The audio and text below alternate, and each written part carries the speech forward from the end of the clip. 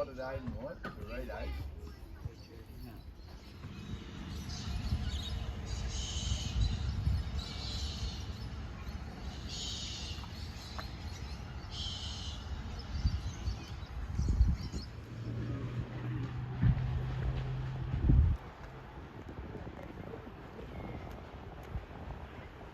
that the one that we went down there?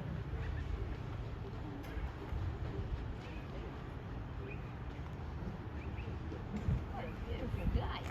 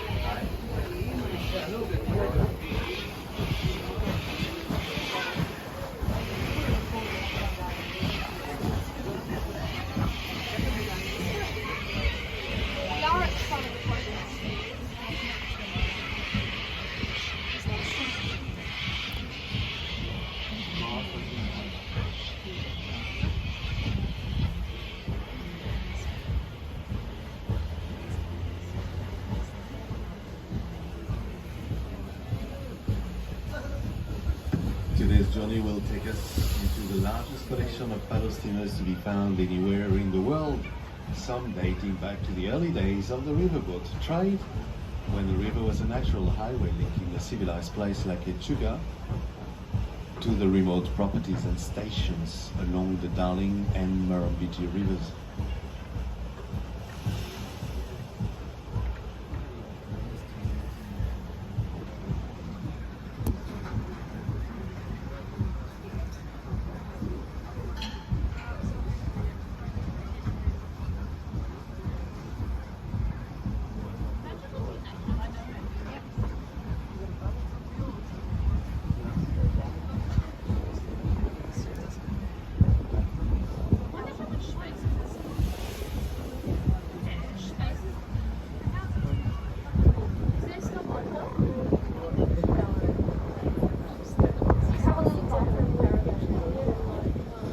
Coming up on your right hand side, we have an outrigger looking barge named the D26. She was built in the year 1926 for Murray River Sawmill, and used to transport timber from the Palma forest to the mill. She was towed by paddle steamer Adelaide.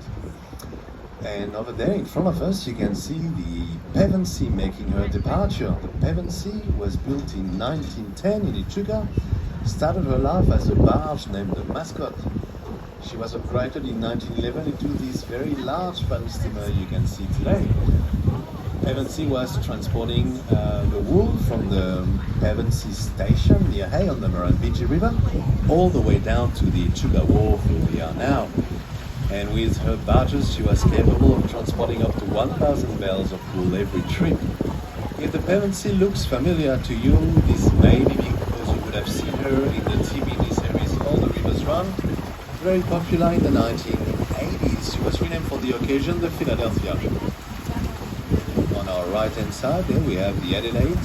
She is the oldest paddle steamer you'll find in this country and the third oldest in the world altogether still operating. She was built right here in Echuca in 1866 for Murray River Sawmill. 100% Australian made, including a very powerful steam engine from Bendigo. She was used for the transport of timber from the Palma forest to the mill and capable of towing up to 4 barges all the way. Next is the Alexander Arbuthnot on the right hand side. They are built in 1923 for Arbuthnot Sawmill and very last paddle steamer built for the cargo trade. She was built in Kundrup. The Arbuthnot was bringing the timber back from the Gamboa Creek to the mill until she sank in the 1940s.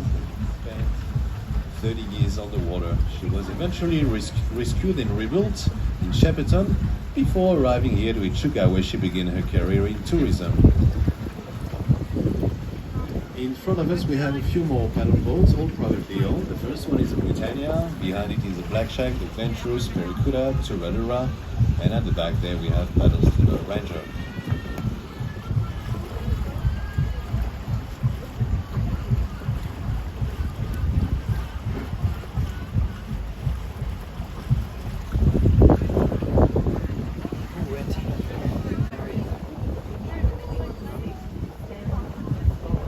Around the corner on the left hand side we have 2 more paddle boats. The Amphibious, which is a cream and brown colored vessel built in Melbourne in 1875. We also have the Hero, paddle steamer Hero, built in 1874 in Echuca as a hawking steamer, which means a floating general store. The Hero used to travel on the river, meeting the remote communities and stations, where she was selling all sorts of goods and services that she had available on board for those who didn't have any access to shops or towns due to their isolation.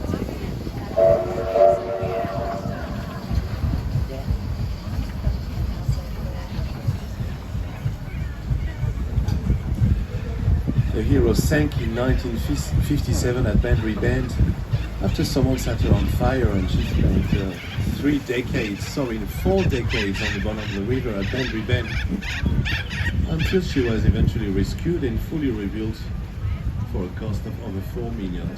She's now privately owned and sometimes out for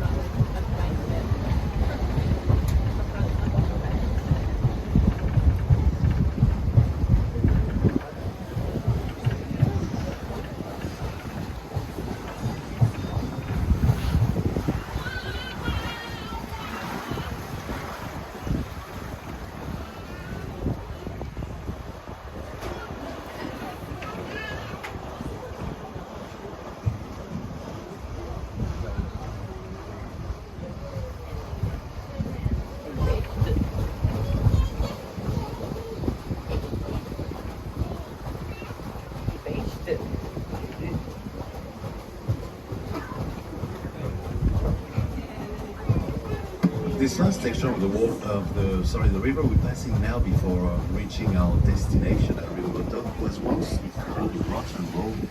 The reason for this strange name.